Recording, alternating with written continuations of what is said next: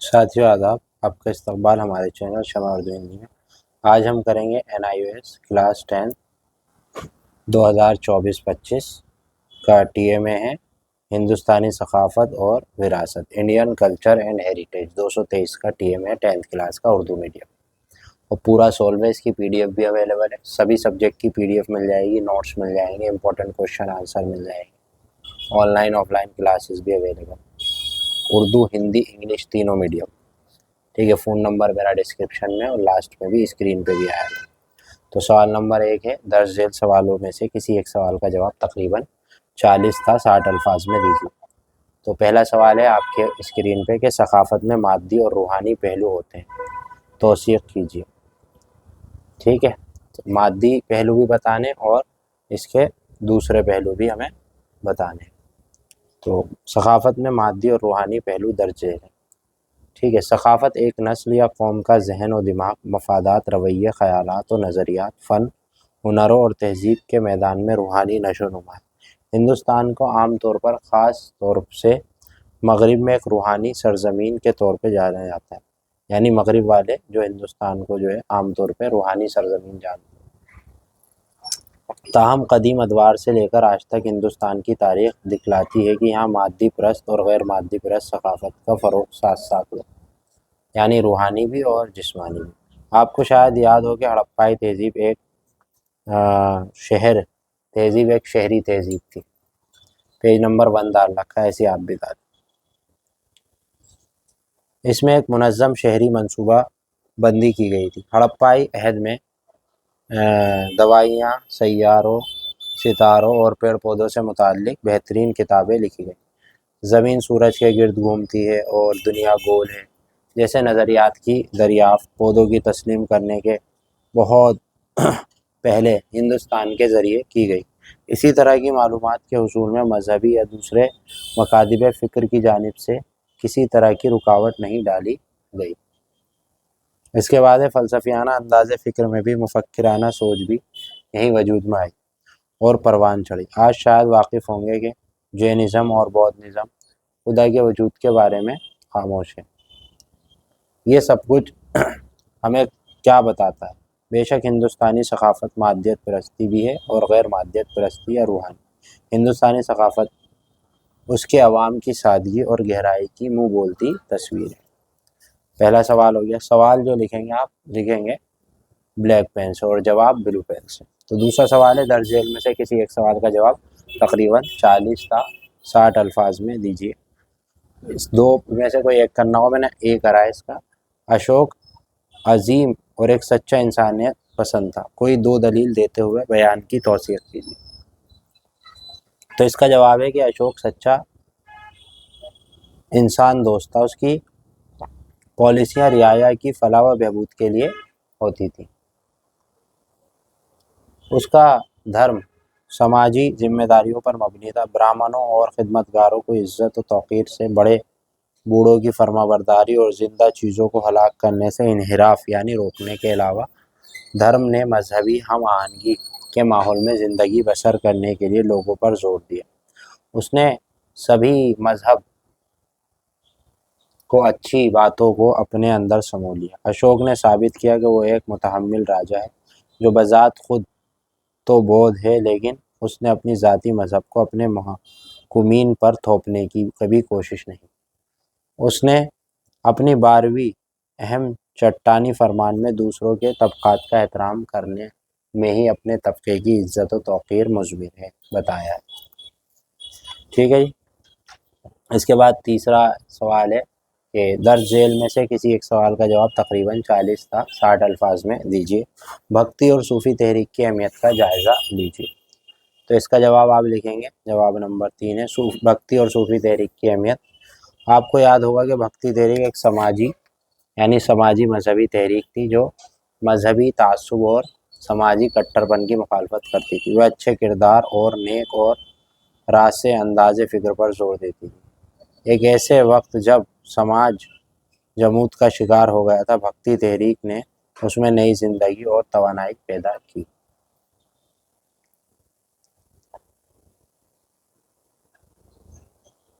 بھکتی اور صوفی سنتوں کی اہمیت ان کے ذریعے تخلیق کردہ نئے ماحول میں مضمر ہے جو ہندوستان کے سماجی، مذہبی اور سیاسی زندگی پر بہتر اثر ڈالتے رہتے ہیں۔ اکبر کے آزادانہ تصورات اسی ماحول کا نتیجہ تھے جن میں اس کا جنم ہوا تھا اور پرورش ہوئی تھی۔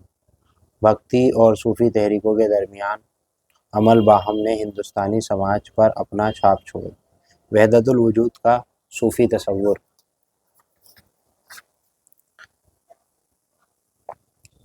اب نجدوں سے گہری مماثلت رکھتا۔ کئی صوفی شاعروں نے تصورات کی وضاحت کے لیے فارسی کے بجائے ہندی اصطلاحاتوں کا استعمال کیا۔ ملک محمد جائشی جیسے صوفی شاعر نے اپنی شاعری میں ہندی زبان میں کی کرشن، رادھا، گوپی، جمنا، گنگا وغیرہ اصطلاحات کا استعمال اتنا عام ہو گیا کہ ایک ممتاز صوفی میر عبد الواحد نے حقائق ہندی کے عنوان سے مقالے لکھے جس میں اسلامی ہم معنی اصطلاحات کی وضاحت کی گئی۔ بھکتی سنتوں کو عام فہم گیتوں اور نظموں میں موسیقی میں نشاط الثانیہ کی ابتدائی آج بھی مذہبی اجتماعوں میں میرا کی بھجن اور تلسی داس کی چوپائیاں پڑھی جاتی ہیں۔ اس کے بعد چوتھا سوال ہے، درج ذیل میں سے کسی ایک سوال کا جواب تقریباً 100 تا 150 الفاظ میں دیجیے۔ اس کا بی پارٹ کرائے۔ قدیم ہندوستان میں کنہیں 4 سائنسدانوں کی اشتراک کا تجزیہ کیجیے۔ تو اس کا جواب ہے کہ قدیم ہندوستان کے 4 سائنسدانوں کے اشتراک کا تجزیہ پہ نمبر ڈال کے لکھیے گا۔ قدیم ہندوستان نے ریاضی کے ساتھ ساتھ سائنس کے دوسری شاخوں میں معلومات میں بھی قابل لحاظ اضافہ ہوا، جیسے کنڈ ہے، کنڈ یعنی کٹرڈ ہندوستانی فلسفوں کی 6 نظاموں میں سے ایک ویشکیش مکتب فکر کا سائنسداں تھا۔ اس کا تعلق 6 صدی عیسوی تھا۔ اس کا اصل نام اولاکیا تھا۔ اس کا کڈر کا نام دیا گیا تھا اس لیے وہ اپنے بچپن سے ہی انتہائی باریک زراعت میں دلچسپی تھی۔ اہم ذرے کے بارے میں اس نظریے کا کسی بھی جدید نظریے سے موازنہ کیا جا سکتا ہے۔ کڈر کے نظریے کے مطابق مادی کائنات ذروں سے بنی ہوئی ہے جس کی کسی بھی انسانی عضو سے نہیں دیکھا جا سکتا اور نہ ہی ان کو مزید تقسیم کیا جا سکتا۔ چنانچہ وہ ناقابل تقسیم اور لافانی ہے۔ آپ شاید واقف ہوں گے کہ ایٹم ذرے کے برابر میں جدید نظریہ ہی یہی ہے۔ اس کے بارے میں وہرا مہر دوسرا ہے۔ وہرا مہر ہندوستان کا ایک اور مشہور سائنسداں تھا۔ اس کا تعلق گپت راجاؤں کا دور تھا۔ وہرا مہر نے عام منطقیات، علم ارضیات اور ماحولیات میں شاندار کارنامے انجام دیے۔ وہ یہ دعوے کرنے والا پہلا سائنسداں تھا کہ دیمک اور پیڑ پودوں کی موجودگی پانی کے زیر زمین موجودگی کی علامت ہے۔ وہرا ماہر کی پیشگوئی تھا اتنی زراعت ہوتی کہ درجے راجا وکرما دتیہ نے اس کو وارا کے خطاب دیا۔ اسی نے بتایا تھا کہ پیڑ پودوں کی موجودگی، پانی کے زیر زمین دیمک کا ہونا اور پیڑ پودوں کی موجودگی جو ہے یہ بتاتی ہے کہ زمین کے نیچے پانی ہے۔ ٹھیک ہے۔ ناگارجن 10ویں صدی عیسوی کا سائنسداں تھا۔ اس کے تجربات کا مقصد عین بنیادی عناصر سونے کو تبدیل کرنا۔ اسی طرح کی کوششیں مغربی کیمیا گر بھی کرتے تھے، گو کہ وہ سونا بنانے کو اپنی کوششوں میں کامیاب نہیں ہو سکا، لیکن اس نے ایک ایسا عنصر تیار کیا جس کی چمک سونے کی طرح تھی۔ ٹھیک ہے۔ آج بھی مصنوعی زیورات تیار کرنے کے لیے اسی ٹیکنالوجی کا استعمال کیا جاتا ہے۔ اپنے مجموعہ مضامین یعنی رس رنتاکر میں اس نے سونے، چاندی، ٹن اور تانبے کا کنکی کے طریقے اپنائے ہیں۔ سو شرط جو ہے جراحی کے میدان کا تعلق اول تھا۔ وہ سرجری کی شفا یابی کے فنون سب سے اعلیٰ اور کم ترین غلطی کے امکان کا شعبہ سمجھتا۔ اس نے جسم انسانی کی حیت کا مطالعہ ایک مردہ انسانی جسم سے کیا۔ شرط سنہا میں بیماریوں کا ذکر کیا جس میں 26 طرح کے بخار، 8 قسم کی یرقان اور پیشاب کے تقریباً 20 امراض کا ذکر کیا۔ اس کی ایک کتاب میں تقریباً 760 بوٹیاں، پیڑ پودوں اور جڑی بوٹیوں کا ذکر کیا گیا۔ دوائیوں کی تیاری کے لیے پیڑ پودوں کے سبھی حصوں، جڑوں، چھالوں، عرقوں، رالوں، پھولوں وغیرہ کا استعمال کیا گیا۔ اور بھی بہت کچھ ہم ملتا ہے۔ سوال نمبر 5 ہے، درج ذیل میں سے کسی ایک کا جواب تقریباً 100 تا 150 الفاظ میں دیجیے۔ بودھ کے فلسفے کا جائزہ دیجیے۔ ٹھیک ہے جی۔ بودھ کا فلسفہ۔ بودھ مت کے بانی گوتم بدھ کا جنم 563 قبل مسیح میں نیپال کی پہاڑی دامن میں واقع کپل وستو کے قریب ایک گاؤں لیبنی میں ہوا۔ اس کے بچپن کا نام سدھارتھ تھا۔ اس کی ماں کا انتقال اس وقت ہوا جب سدھارتھ محض چند ہی دنوں کا تھا۔ اس کی شادی 16 برس کی عمر میں خوبصورت شہزادی لشرو سے ہوئی تھی۔ شادی کے 1 سال بعد اس کے ہاں بیٹے کا جنم ہوا جس کا نام راہل رکھا گیا۔ لیکن 29 سال کی عمر میں گوتم نے موت، بیماری، غریبی کو دنیا کی مسلسل دکھ کے حل کی تلاش کے لیے اپنی خانگی زندگی کو ترک کر دیا۔ وہ جنگلوں میں چلے گئے اور 6 برسوں تک دھیان میں مگن رہے۔ اس کے بعد وہ بودھ گیا یعنی بہار چلے گئے اور پیپل کے ایک درخت کے نیچے دھیان لگایا۔ اسی جگہ انہیں روشن ضمیری ملی اور وہ بودھ کے طور پر مشہور ہوئے۔ اس کے بعد انہوں نے اپنی تعلیمات کی تبلیغ کے لیے ایک جگہ کے سفر کیے اور لوگوں کو نجات یا آزادی کا راستہ تلاش کرنے میں مدد دی۔ ان کا انتقال 80 برس کی عمر میں ہوا۔ گوتم کے 3 خاص شاگردوں کو اپالی، آنند اور مہا کیشب کے ناموں سے جانا جاتا ہے، جنہوں نے گوتم کی تعلیمات کو یاد رکھا اور ان کو ان کے پیروکار تک پہنچایا۔ یہ کہا جاتا ہے کہ بدھ کی موت کے فوراً بعد راج گرہ میں ایک کونسل منعقد کی گئی، جہاں اپالی نے ونے پتاکا نظم و ضبط کے اصولوں کو پڑھا اور آنند نے ست پتاکے بودھ کے واعظ عقائد و خلائط کی وضاحت کی۔ کچھ وقت کے بعد اپید دھام پتاکا وجود میں آئی، جو بودھ کے فلسفے پر بودھ کی 4 بنیادی خصوصیات اعلیٰ سچائیوں سے۔ نمبر 1، انسانی زندگی تکالیف اور مصائب سے بھری ہوئی ہے۔ آلام و مصائب کا سبب خواہشات۔ مصائب کا خاتمہ خواہشات اور زندگی سے پیار پوری طرح سے ختم ہو جاتا ہے۔ نجات کا راستہ سچی بصیرت، راس عزم و ادار، درست قوت و گفتار، درست برتاؤ، ذرائع معاش کا جزیرہ، درست کوشش، درست احتیاط۔ ٹھیک ہے۔ چھٹا اور آخری سوال ہے کہ درج ذیل میں سے پروجیکٹ میں سے کسی ایک کے تقریباً 500 الفاظ میں تیار کیجیے۔ تو اس کا میں نے یہ پارٹ کرا ہے، کولکاتہ اور ممبئی کی نوآبادیاتی میں فن تعمیر پر ایک پروجیکٹ تیار کیجیے۔ تو یورپی نے جو 16ویں صدی عیسوی میں ہندوستان کا آنا شروع ہوئے، نوآبادیاتی اثر کو دفتری عمارتوں میں دیکھا جا سکتا ہے۔ برطانوی ہندوستان کے سابق راجدھانی کلکتہ کے وکٹوریہ میموریل سنگ مرمر سے بنی ہوئی عمارت ہے۔ اس وقت یہ ایک میوزیم تھا جس میں نوآبادیاتی دور کے نوآبادیاتی نمائش کے لیے رکھے ہوئے تھے۔ کولکاتہ کی ابتدا، اس کو تاریخ کو کھوج کرنا انتہائی دلچسپ کام ہے۔ کیا آپ جانتے ہیں کہ یہ شہر 1911 تک برطانوی ہندوستان کی راجدھانی تھا؟ برطانوی ہندوستان اور برطانوی کی توسیع کے نتیجے میں کلکتہ کا قیام 1886 میں ہوا۔ 1756 تک یہ شہر ترقی کرتا رہا۔ جب بنگال کے نواب سراج نے اس شہر پر حملہ کیا اور انگریز کو اس شہر سے مار بھگانے میں کامیاب ہوا، اس نے اگلے برس یعنی 1757 میں پالاسی کی جنگ ہوئی اور اس میں رابرٹ کلوئی نے نواب کو شکست دے کر دوبارہ اس کے شہر پر قبضہ کر لیا۔ 1774 میں کولکاتہ میں سپریم کورٹ کے قیام کے بعد قانون اور انصاف کا صدر مقام بن گیا اور ہارڈ پل دریائے ہگلی پر بنا ہوا ہے۔ یہ ہاوڑہ شہر کا کولکاتہ سے جوڑتا ہے۔ یہ 270 فٹ اور اونچے 2 ستونوں پر ٹکا ہوا ہے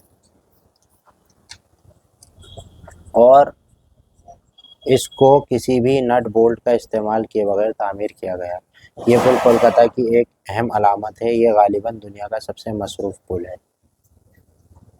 شمالی کولکاتہ میں واقع ماربل پیلس کو 1835 میں تعمیر کیا گیا۔ ایک انتہائی عمدہ آرٹ گیلری ہے۔ اس میں آرٹ، مجسمے، تصاویر، آئی پینٹنگ اور اسی طرح کی دوسری اشیاء نمائش کے لیے रखी हुई। इसमें एक चिड़िया घर भी है, यहाँ मुख्तलिफ तरह के परिंदे और जानवर मौजूद हैं। दर हकीकत यहाँ परिंदों के नायाब अक़साम मौजूद है। फुड विलियम दरियाए हैकल के किनारे पर बना हुआ है। इसको रॉबर्ट की तजावीज़ के मुताबिक बरतानियों ने 1896 में बनवाया। इसकी तामीर 1780 तक मुकम्मल हुई। फोर्ट विलियम की तामीर के बुनियादी मकसद हमलावरों के हमलों से दिफा करना था। फोर्ट विलियम के आसपास का साफ किया गया इलाका मैदान में तब्दील हो गया, जहां आज भी कई मेले और नुमाइश की मुनाकिद होती है। कोलकाता का ईडन गार्डन। क्या आप जानते हैं कि कोलकाता का ईडन गार्डन क्रिकेट क्लब में 1864 में कायम किया गया था। आज इसमें 1,20,000 अफराद बैठकर मैच देख सकते हैं। रिटायर्ड बिल्डिंग की तामीर। रिटायर्ड बिल्डिंग की तामीर 1690 में शुरू हुई। इसके नाम की हकीकत यह है कि जो जूनियर महरों की रिहाइशगाह थी, जिसका ताल्लुक ईस्ट इंडिया कंपनी से था। गाती तर्ज की इमारत लेफ्टिनेंट गवर्नर एलिशू ईडन के दौर में तामीर की गई थी। 1877। मुंबई की नौआबादियाती तामीर। मुंबई बहरे अरब के साहिल पर वाक़ जो हिंदुस्तान का मगरबी साहिल है। आपको ये जानकर हैरत होगी कि ये इलाका किसी ज़माने में 7 जज़ाइर का मजमुआ था। गो के ये जगह माक़ाबिल तारीख़ ही आबाद है, लेकिन मुंबई की तारीख़ का आगाज़ 17वीं सदी ईस्वी में अंग्रेज़ों की आमद के बाद से होता है, जब उनको मुंबई के तौर पर जाना गया। ताहम इस शहर ने अपनी इस शक्ल व सूरत 19वीं सदी में इख्तियार की। ये पहले हिंदुस्तानी शहर था जहाँ रेलवे मौजूद थी। कलकत्ता के साथ मुंबई दूसरा ऐसा शहर था जहाँ से अखबारात छपते थे। Gate of India. मुंबई का मशहूर गेट ऑफ इंडिया जर्द पत्थर से हिंद मशरकी तर्ज के मुताबिक बना है, और इस गेट को जॉर्ज पंजुम और उसकी मलिका हिंदुस्तान के दौरे के वक्त उसके खैर मकदम के लिए तामीर किया गया था। इसकी तामीर 1924 में मुकम्मल हुई और इसकी तामीर पर 24 लाख रुपए की लागत आई थी, जो उस ज़माने के लिहाज से खतीर रकम थी। आज़ादी के बाद मुंबई हिंदुस्तान का बड़ा कारोबारी और सनअतकारी मरकज़ रहा। स्टॉक एक्सचेंज, कारोबारी मराकज़, मशहूर फिल्मी सनत जैसे बॉलीवुड कहा जाता है। यहाँ दौरे जदीद और मगरियत की तकलीद हर चीज़ मौजूद है। जैसा कि आप जानते हैं, ये आज हिंदुस्तान की सबसे अहम मालियाती शहर है, जहाँ कपड़े, मालियात, फिल्मी सनतें। आज आप बॉलीवुड से वाकिफ़ हैं, जो दुनिया की सबसे बड़ी फिल्मी सनत है। मुंबई शहर जो कभी गेट ऑफ इंडिया था, आज भी बरतानवी हुकूमत के असरात की दर्शाता है। तो साथियों, ये जो है बहुत मेहनत के साथ आपके लिए तैयार किया गया है। प्लीज़ लाइक और शेयर और सब्सक्राइब तो कर ही दें चैनल को, और जुड़े रहें। इसी तरह के सभी सब्जेक्ट के नोट्स मिलेंगे आपके पास। PDF चाहिए तो आप मुझसे कांटेक्ट कर सकते हैं। प्लीज़ लाइक तो कर ही दें और हमारे साथ जुड़े। शुक्रिया।